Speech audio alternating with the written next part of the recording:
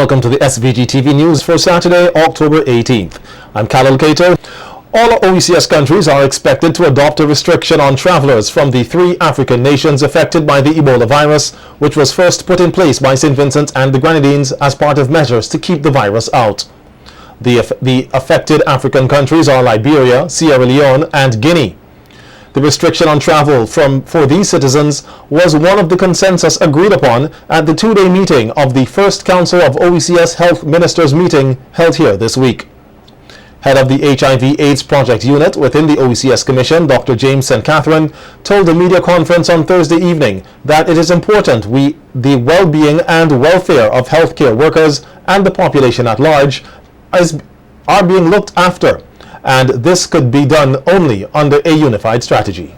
Put it mildly, one of the things that we have been mandated to do is to come up with such a strategy in a way that would allow for our partners, especially those partners who have been traditional and those countries which are now, who have expressed willingness to come on board, to be able to make concrete contributions. In addition to that, we have looked at what will be the public health approach, benefits, and the returns. And there are some things which are undeniable in terms of how they lend themselves to things that we must do. And that, to me, indicates the idea of protocols and procedures to protect the healthcare workers at the hospitals and at other institutions of healthcare. And these must be developed in consultation with their representatives. The other thing is the provision of what I think are some basic type of commodities at the level of the countries in terms of repellents, mosquito nets, and information as to how to conduct themselves, wearing of long sleeves, etc. These commodities and information has to be made available and has to really be available to persons wherever they are. That, to me, is going to represent a big communication strategy. Director of the OECS Secretariat, Dr. Didacus Jules, made it clear that though the likelihood of Ebola coming to the region is quite low, they are not taking any chances, and all necessary measures will be put in place to prevent it, starting with the restriction of persons from the affected areas coming to these shores. Dr. Hospitales pointed to the advanced passenger information thing. Many people in the Caribbean are not aware that we have that technology, that even at the point of boarding in those countries, we can be aware of the possibility of these people coming to the Caribbean or in any proximity to the region. And then the possibility of moving through third countries. But no, every measure is being taken to ensure that with the protective steps are taken in the Caribbean, in the OECS. Now, because we are now a single space, and remember we've moved to the stage of freedom of movement of people within the OECS, the tragic reality is that even before the freedom of movement, there's freedom of movement of disease. So we now have to be in step, all of us on the same page, and all of the measures put in place by St. Vincent and the Grenadines are going to be adopted by all of the OECS countries, and further measures are going to be put in place. So we have already made contact with the government of Cuba to get assistance, seeking to get expertise placed at the OECS Secretariat to assist in the coordination and the refinement of the plans that we have started making. Part of that will be between places like Martinique and Cuba, being able to identify the resources, the institutions that once a case presents itself anywhere in the OECS, we know how to deal with it and we know how to put the protocols of treatment in place. The French territory of Martinique has been accepted as an associate member of the Organization of Eastern Caribbean States, the OECS, earlier this week. Welcoming Martinique to the fold, Dr. Jules says the island has much to offer and the OECS will benefit from its membership. A representative of Martinique who has attended the first health ministers meeting here says more than ever they realize there is much room and opportunities to strengthen the already existing cooperation. Convinced that there is lots to be done. We have a lot to learn from the region, and we have a lot to share with the region as well. And we really hope that the synergies, the economies of scale that we will look for will be fruitful for the benefit of the people of Martinique and the people of the region.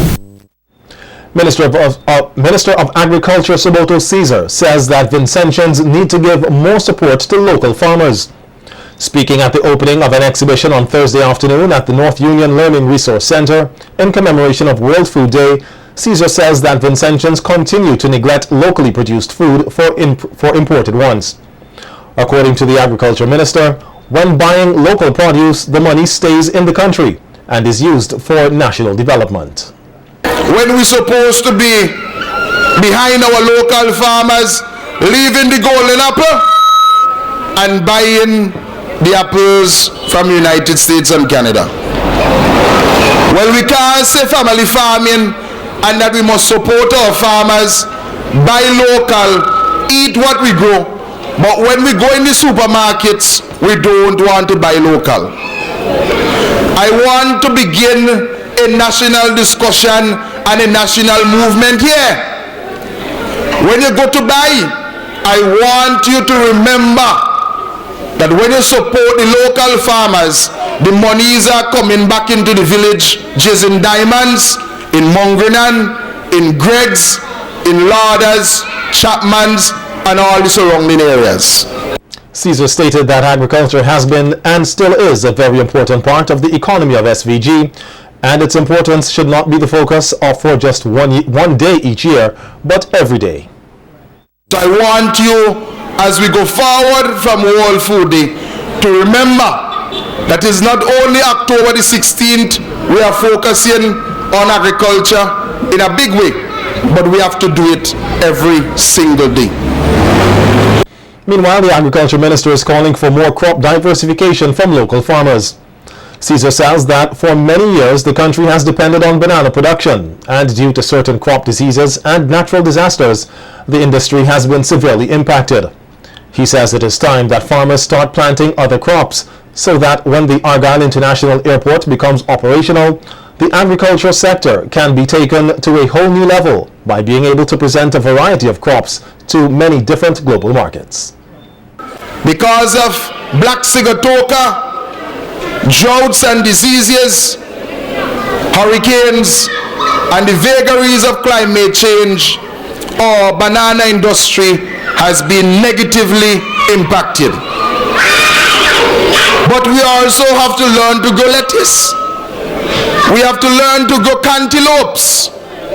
We have to also take the time out to grow a large array of vegetables, because with an international airport, we will be bringing persons here and we have to give them a lot in the basket that they desire and that they know. Early cancer detection can save one's life. This was pointed out by President of the Medical Association, Dr. Rosaline Ambrose, at a breast cancer rally at Heritage Square yesterday following the Pink Cap Walk around Kingstown. Dr. Ambrose says all women should consider having a mammogram after the age of 40.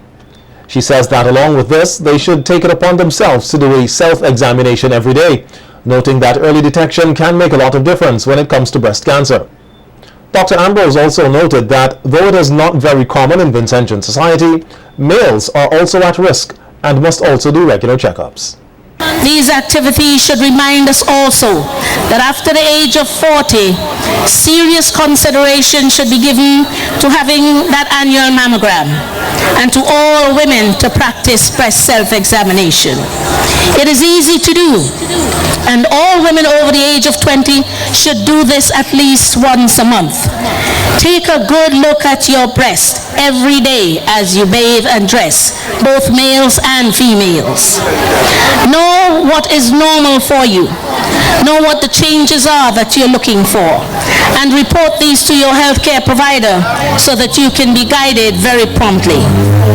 Some of the changes you're looking for include any change in size, shape, or feeling of the breast, a new lump or a thickened area in one breast, any puckering or dimpling or orange peel appearance to the skin, any changes in position of the nipple, any nipple discharge or pain or discomfort that you didn't have before.